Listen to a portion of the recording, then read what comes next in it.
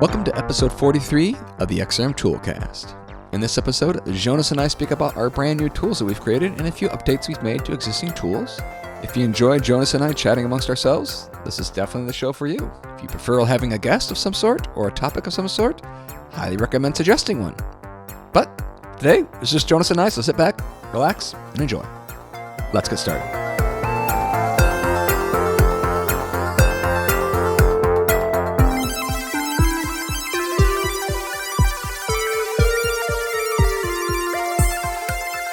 Hello and welcome to another episode of the XrmToolCast. With me, your host, Daryl, always raising the bar, and Jonas, more tools than you can count. Rap. Jonas, how's it going?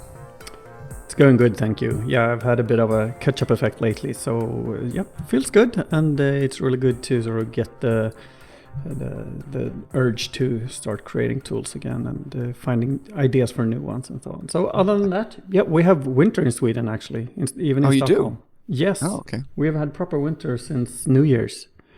So meaning... Is proper winter snow on the ground or is it just cold temperature? There's snow. The problem is not sort of the things coming down. The problem is being cold enough. Okay. We have...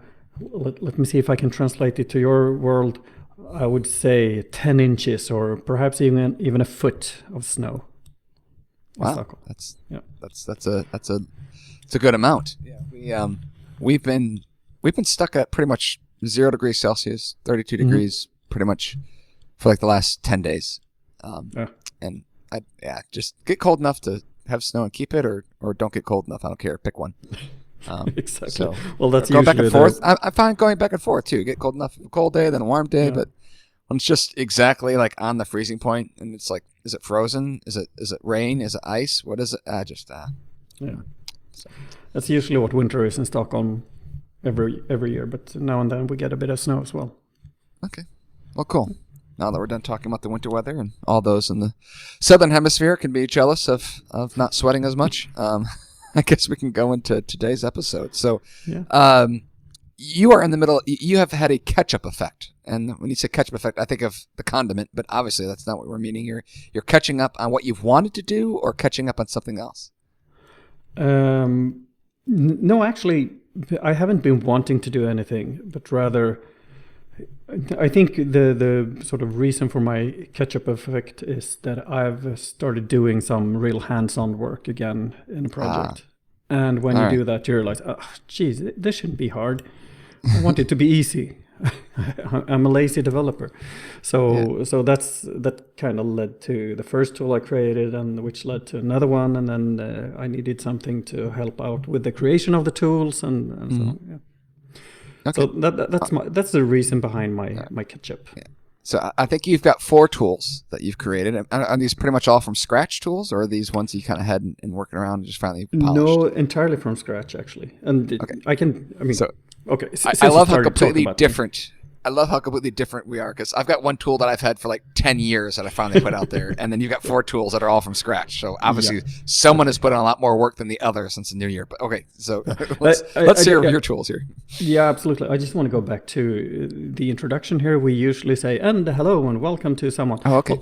We don't do that today because, having guests is fun, all right, but they do take time away from us talking about ourselves. Yes, that is a negative part. Downside, that is a negative part. Having guests. So no guests today. We're just sticking to talking about ourselves. Guests do. We have enough stuff to talk about today. We don't need any guests. So yeah, exactly. So let me dive into my tools. First, I started working in a project where I needed to create some custom actions, and then realized, I want to try these out. I shouldn't say test, because then someone comes running with XRM unit test, blah, blah, blah, blah. I wanted to try them. So I figured, it should be pretty easy to call them from code. And if you're going to do something from code, it's a lot easier to do it from within XRM Toolbox than spinning up your console application and sort of connecting and everything. So I created an XRM Toolbox tool to do that, and realized, hey, I can read all kinds of custom actions from the system here. I didn't do it through the web API, but through actually reading the entities, and it was a huge fetch XML to get information about custom actions in the system from workflow and so on, and a lot of Yep. related entities for the parameters in and out and so on. So I created that tool, and Hold on a second. That's a tool? That just seems like it'd be like a fetch XML query to go retrieve that data. Yeah, And to this is find the it. test. Yeah, but the trigger it, tester though. is to actually execute it. So the tool retrieves all the information and gives you the possibility to enter parameters, input parameters, and so on. Same as you would specify when you use the custom action in a workflow. Okay. So yeah, you can enter that, hit execute, and then actually, what? I missed something. First it led to an update of plugin trace viewer, because I wanted an easy way to. Now I've executed it. I want to look at the trace, which means so you added a filter a by button. custom action? Sorry, You added a filter like for custom actions then? No, well, there's already a filter in plugin trace viewer for message, and the custom action is its own message. So what I did was open up plugin trace viewer to integrate it from other tools and say, okay, filter on this and that, and execute and sort of get the trace logs. So that was the first thing, and then I realized, okay, custom actions is the old stuff, the new stuff is custom APIs. I saw Mark Carrington's blog about it, and then Jim Daly came with the official announcement from Microsoft as well shortly after. So I created it's actually the same source code, but two different tools. So one for custom APIs and one for custom actions, and you can do the same thing. And of course, I think custom APIs is what's becoming more interesting for the future. We know all about that from the previous episode here when we had David Rivard on. Yes. Yeah. So, yeah, well, basically the third tool, since I'm just running through them quickly here, you can ask more and dive into them later if you want, is when I was working with integration between these tester tools and plugin trace viewer, I needed an easy way to test the integration between the tools within XRM Toolbox. So I created the tool integration tester, which I had to rename because of the acronym.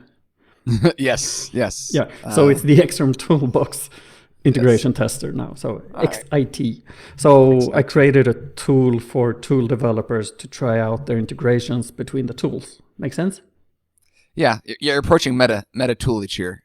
Tools for the tools. It's very meta. Yes. I'm like Leonardo DiCaprio, feeling inceptionized somewhere in integrations. Yeah.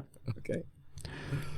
Yeah, so that was the three tools I released just around New Year's, I think the official release was. Then actually the fourth one I've created from scratch is not officially released. There's a release on GitHub, so you can download it and try it. But I want some more feedback before I actually go public. But it's to visualize entity permissions in Power Apps portals. Because you can only edit them in this really old UI, and you kind of tend to create hierarchies of permissions for the Power Apps portals. They are related to each other, but you cannot really visualize those relationships in any way. So I created a tool to do it, and you can currently do some small things like you can delete them, you can create new child, and it will just pop the window in the browser. I'm looking at adding more editing possibilities within the tool instead for the entity permissions, and we'll see if that's useful. I know there's some work from Microsoft as well to make the experience better around entity permissions, but maybe mine will be better. We need to talk to the refresh the cache guys, I guess, don't we? I know. I've actually got Nick Dolman to try it out a bit this first beta and to get some feedback. And yeah, I'm thinking this might be a possibility for me to cheat on you to go on that podcast once. Okay. All right, that is a possibility for that. And I do. Now, if you listen to it recently, they did kind of dog us in one of their last episodes. They said there's only so much XrmToolCast people can take, so I don't know. I don't know. We'll have to suck up our pride and just go in there anyways, huh? What's pride? I have no idea what you're talking about. That's right. Oh.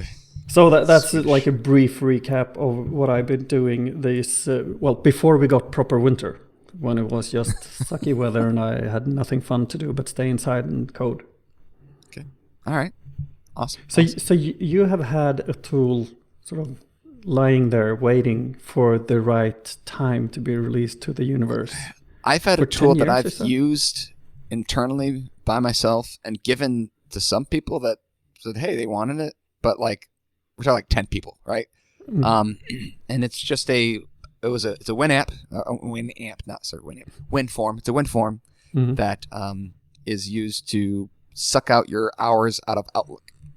So a lot Okay. of people, or at least me, myself, and when I started doing hours as a consultant, I was like, okay, how am I going to keep track of these things? I got to report at the end of the week and blah, blah, blah, blah, blah. So I ended up just putting appointments in Outlook to be my hours. So if I worked on something for an Okay. hour and finished it, I go into Outlook. Say, all right, I had from 9 to 10, I worked on this. And then other meetings were already in Outlook, so I didn't have to enter those. So that was good.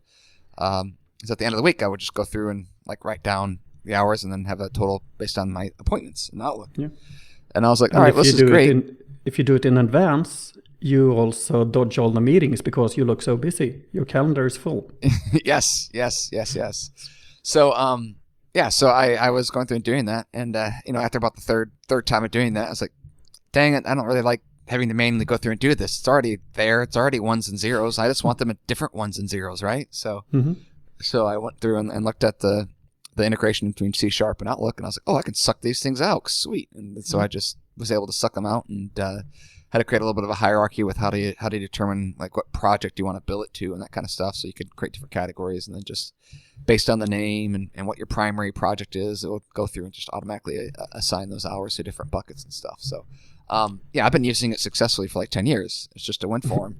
And then we did talk about, I think it was 3 or 4 episodes prior, where I was like, you know what, I probably just need to take that and make it an actual Xrm Toolbox tool. Yeah, So I'm since it's still a waiting WinForm, for the connection to XRM here. oh, there's no connection. There is There's no zero connection. connection. Oh, There's zero connection. But I will say, when I posted on LinkedIn, I was expecting maybe 1 or 2 people. Like, oh, that's interesting. I've gotten more response on that on LinkedIn than I have anything else I've ever done. Like, it's ridiculous. Like, I may get, and a really, really good one, I'll get like 15, 20 likes, and like, that's awesome, right? Yeah, cool. So nice pat in the back for myself. But then, maybe 1 comment or 2 comment tops. I think I've gotten like 20 comments on this. And so, and a couple people have said it's changed their life. They've created a temple to, no, I'm kidding. But no, a couple have actually said like, this is changing my life. I was like, wow. Yeah. The only reason I did it is because it was already a WinForm, and I'm working on a client where I can't install things. It's a little hard to get stuff to it because it's a little more secure or locked down. And but so they I was allow like, oh, they had the XrmToolbox. XrmToolbox. Toolbox. Let's just go ahead and push it over there. So you built a Trojan. Yes. So it's my Trojans. Yeah. So now it's in the XrmToolbox store. So okay. And so yeah. Tanguy has now, after your LinkedIn post, seen a sort of spike in new users starting to download XrmToolbox because I don't they think need so. it We'll to, see. Maybe. Yeah. Maybe. Okay. Maybe they'll all start downloading it for that. Yeah. So it's stupid simple. It's not that complicated. Code has been there for 10 years, so I can go back and look like, oh, that's what I was doing 10 years ago. So it's kind of funny in that aspect, but at the same point in time, it saved me lots of time. I don't know how many hours it saved me. So it's one of the few tools that I've created for myself, and it's actually saved myself the amount of time I put into it. Wow. That right? never happens to me. Yeah. But I noticed, I just tried it out before we started recording here, and I was like, well, shouldn't I approve something, sort of give it my Office 365 credentials or something? It just, whoops, that's my calendar, sort of crunched a bit. But I also realized there were a lot of different items in there. So do you have, like, telling if anyone should invite you to a meeting, they need to sort of write the subject in a specific format so that it ends up well in your timesheet? No. You can rename things if you want. You can create your own. Once you've had the meeting, you can go back through and delete it if you want. I mean, I think you can rename the subject anyway. Yeah. So for the most time, meetings I just leave as what they are. Right. Mm-hmm. If I had a meeting on this, that's what it was. My timesheet. I had 4 hours. That was, Scrum review or whatever happens to be. So it was. Yeah. So I have, and again, it's just me. It's just my thing. I didn't intend anybody else really to be using it. And I was like, hey, this works for me. So, but I've had a lot more people talk about it than I anticipated. So I was rather surprised. So it's like my experience of blogging. The thing that still stands out, like way above everything else, it's about GitHub or Git submodules in Visual Studio. Mm. I've been writing about CRM and Dynamics and Power Platform for 10 years now, and it's about Git submodules. That's the thing getting hits. Well, if I was to go to your blog to read something, that on the top of my head is probably the one thing I would go to your blog to read about, because I haven't done anything with it. So yeah. And probably because you know Dynamics and stuff way better than I do, or yeah. Well, we know different areas. We know different areas. It's our strengths cover our weaknesses, Jonas. Yes, yeah. We should start a company. We should? Yeah. That was a question. That was the statement. We should. It was a question. We should? All right. We should? We should? Yeah, I don't know. I already started my company. Why? You got to get started. I started mine. Yeah. When did you start yours? Yeah. Sorry? You said you started yours? Yeah, I did like a year ago or so, but mostly for administrative purposes. In some senses, it's better to have a company. Okay. Than not. All right. Yeah. I'm still with the XrmToolCast now. Okay. All right. Yeah. That was my assumption. I hadn't heard anything, regardless or otherwise. So. No. All right. So, custom action tester and custom action API tester, they're pretty much exactly the same thing, you're saying? They are, yes. Yes, but you're calling them two different tools. There are two different tools, yes. And, but they're pretty much the same thing. I figured there are big I think you're trying to scrape for more points for MVP points, I think is what you're trying to do, for MVP contributions. I think that's what you're keeping. Yes, so? More downloads in the tool, more downloads in the XRM tool. I'm surprised you haven't created an XRM Toolbox tool that lists the developers with the most downloads in the store. No, I don't really think you need to do that. I mean, you don't have to put it in my forehead. Oh, that's awesome. I just love it because that's so not who you are. So it's just fun to joke with you on that.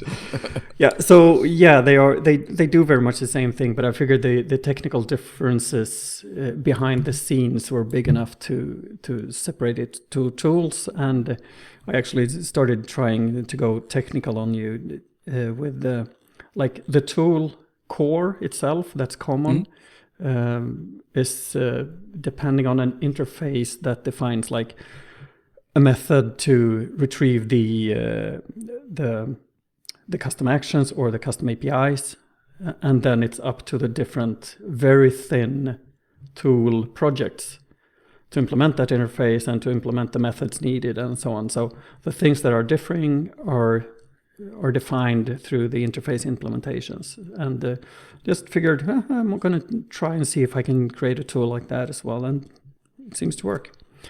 Okay. But yeah, they do the same thing, more or less. All right. So that those things I think are kind of just you go and read some metadata or entities, figure out what sort of actions they are to choose from. You select it, you go through and give it whatever values you want to give it, and click run, and it goes through and runs it. Yep. That's what that is, right? Okay. And then you said you changed the plug and trace viewer. What changed you make the plug and trace viewer for? I made it accept sort of parameters to when you're calling it from another tool, so that I can send a string of what should we filter by. Should I filter by a message name equals this or plugin type equals that? So now you could be in the custom action API tester and you can be testing this thing, and you have a single button that says trace logs, and it automatically fills everything in and shows it. Exactly. Yeah. So, and I'm hoping that since I added that to the plugin trace viewer, I'm hoping that it will. I suggested it should be implemented in a plugin registration tool as well. So when I'm creating a step for this, or I have an assembly here, on either level you're on, should be able to just say, okay, trace this. Trace that. Yeah. I could dig that. I can. That makes sense. It's fun because I have one that begs. I have an integration that begs to be implemented. I just still haven't gotten around to doing it, and that's my Visual Studio Solution Accelerator to Early Bound Generator. Right now, I just copy the path to the config file to your clipboard and say, open it up and paste it in. You're all done. Which I mean, it's pretty dead simple to do that, but if the only thing you need to pass is the path. Yeah. That is dead simple. Yes. It better be. I haven't tried it out, but I better be dead simple because it doesn't get much more simple than here's a text string. There you go. Yeah. You can read a 5-word tutorial on my website about how to integrate tools. 5-word, okay. Almost. Well, a few pictures as well. Thanks. I'll just look at the pictures and guess the rest. Yeah. Okay. So the integration tester. Okay, the integration tester. So what is that? Does that intercept messages, or what does that do? No, it basically it just uses, maybe you will use it when you start implementing integration between your tools. Okay. Because right. what you do is you can select, there's a drop down listing all the tools installed in XrmToolbox. Toolbox. And then you go in and give it the information you want to send it then? Yeah. If that tool has sort of enabled, if it's implementing the message bus interface, then you can also pass a string variable to it and just execute it. And if you want to try sending something from your tool, you can target this one and just output the results and see that it works. Okay, all right. So it's basically you're like mocking out the calling plugin, and so this is the data I'm going to send. Not even mocking. I'm doing it. Yeah. Just that you get to type the parameters yourself. Yep. Yeah, that makes sense. It's stupid simple, but that should just be built into the toolbox. Why is that a tool? Because I didn't have time to ask Tanguy about it, so I created a tool. No, but honestly, I think a lot of this, the fact that I catch up to 4 tools now, is a lot due to the ease of creating new tools for the platform. You have to call it a platform by now. That XrmToolbox is. It's really easy to get up and started. Yep. It is pretty easy to get going with it and to be able to share it and all that kind of fun stuff. So yeah, it's been kind of crazy in there. So any other tools or anything else you want to talk about those tools about? Yeah, well, sort of a spin-off from this work. I think it started with this entity permission visualizer. Is that I started, I wanted better controls for my forms. There's this Nugget package, XrmTB controls, something that me and Jim Novak have been working on for a year or a couple of years. And the downside to that is that you get a dependency to an external DLL when you get the Nugget package, and you have to IL merge it, because if you don't, well, you want to include it in your deployment instead. Then sooner or later you will end up with a version conflict if another tool has the same dependency there and so on. And IL merging is IL merging. I mean, if we can do without it, it's all good. So what I created now is a sort of helper library for actual general WinForm development, if anyone is still doing that, but specifically for XrmToolbox, with controls, some from the library that me and Jim have, and then I've created a handful of new ones as well. Which will then, it's a shared project. That's the big difference here. So this is a shared project. So from Visual Studio, you just add, or from your solution, you add a Git submodule to this GitHub repository, and you will get this as a shared project. You can look at all the code. You can change it if you want to, and when you compile it, there's no IL merging, anything needed. Okay. So when I went through and upgraded or changed the WinForm to a control and went through the whole create the XrmToolbox project. This is the first time I've actually created a tool using the XrmToolbox tool project template for Visual Studio. And when I did it, I don't know if you've noticed this. I think it's something Jim added. I think you told me actually that Jim added it, so I hope you noticed it. But maybe I'm thinking something else.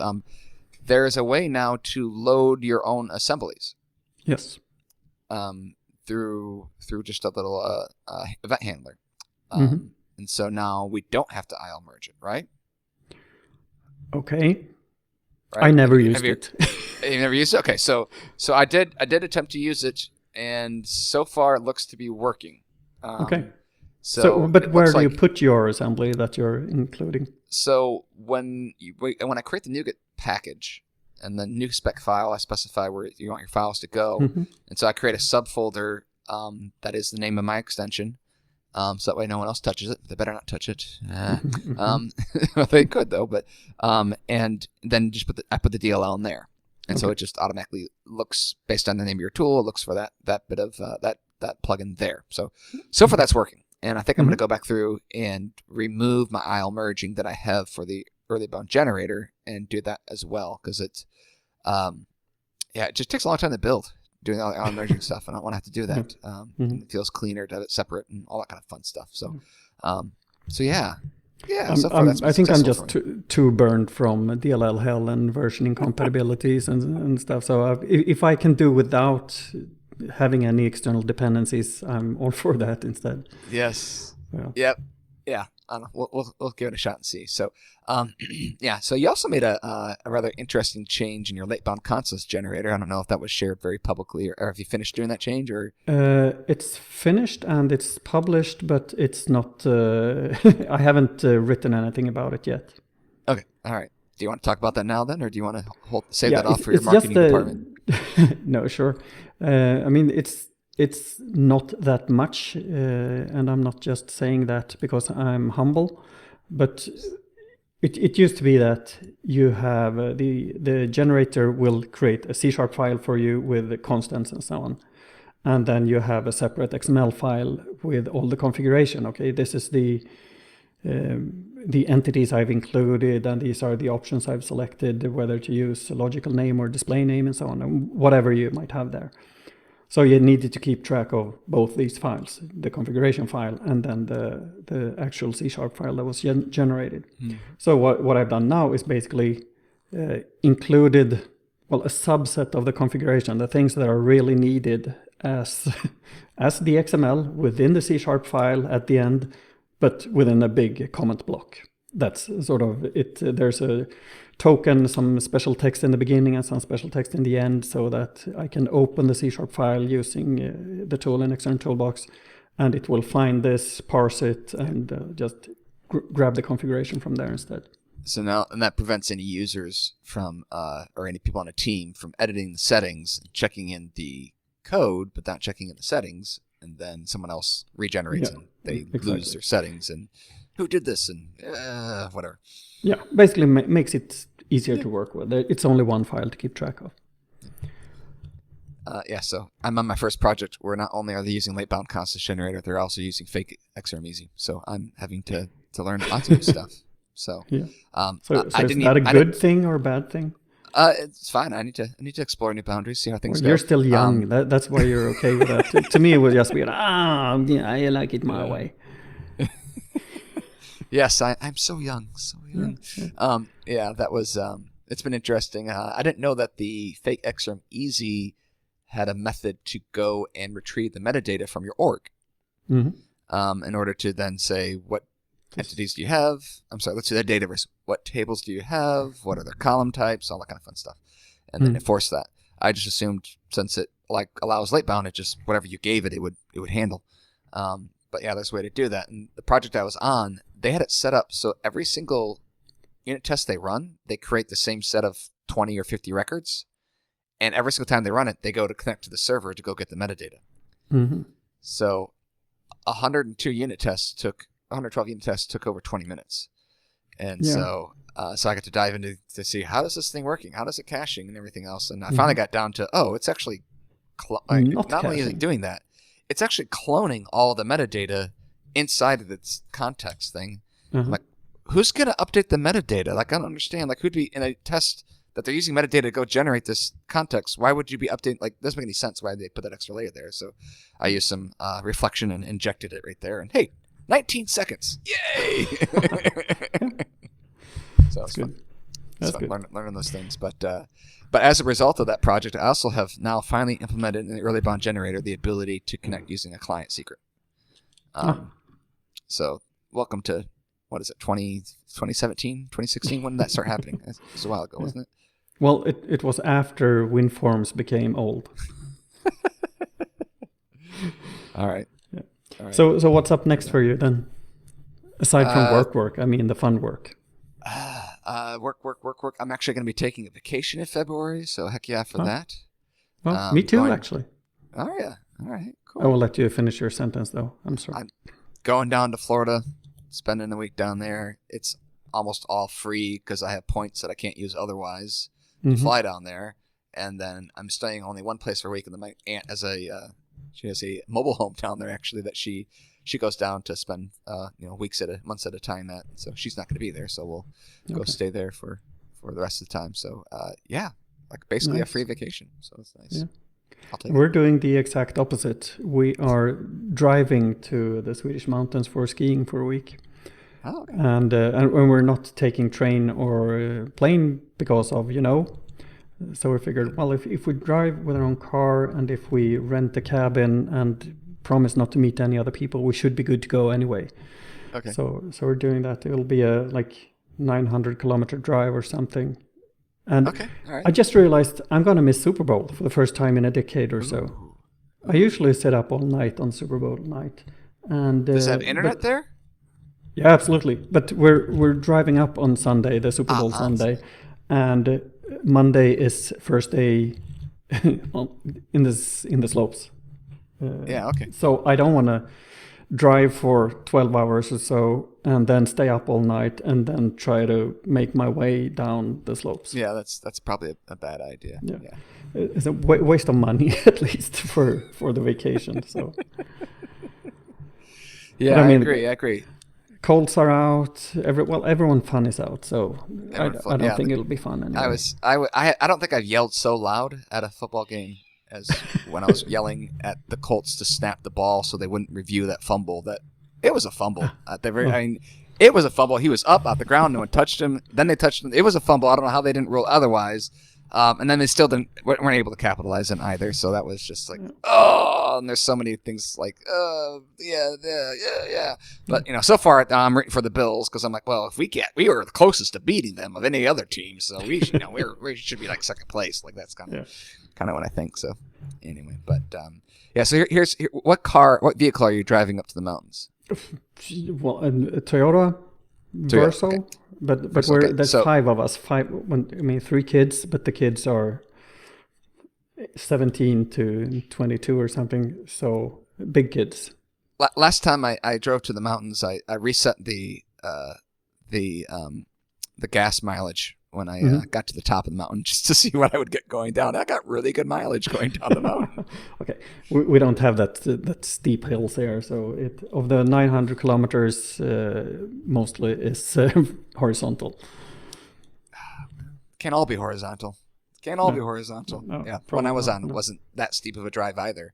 But I was like, wow, I'm getting really. I mean, I didn't. It wasn't like I needed to get on the brakes. It wasn't switchbacks. It was just a gentle upward slope or downward slope for like an hour and a half, and I got some really good gas mileage.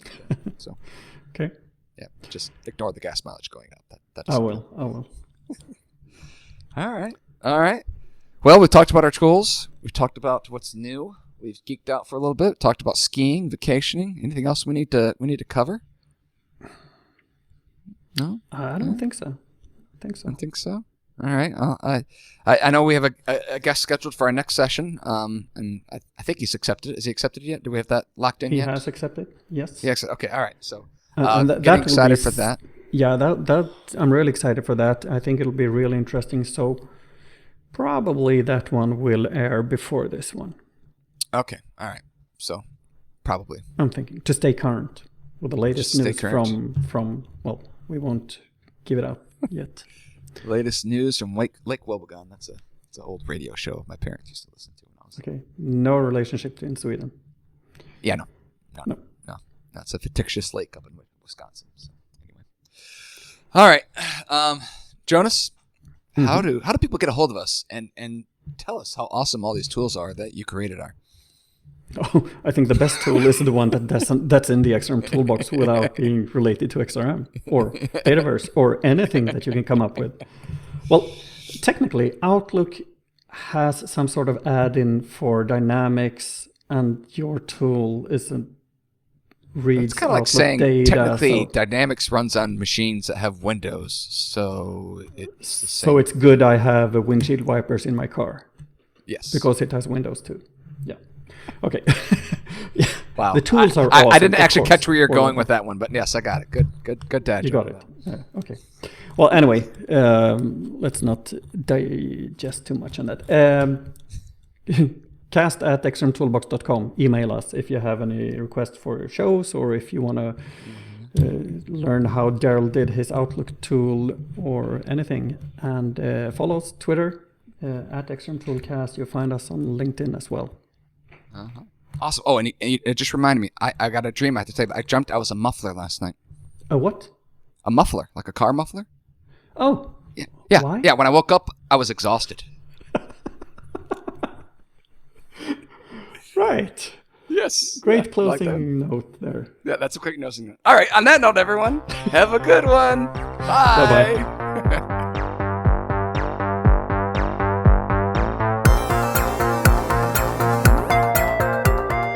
This has been the Xrm Toolcast with Jonas Rapp and Daryl Labar. If you have any questions for Jonas or I, or suggestions for future episodes, please send them to cast@xrmtoolbox.com or tweet to XrmToolcast.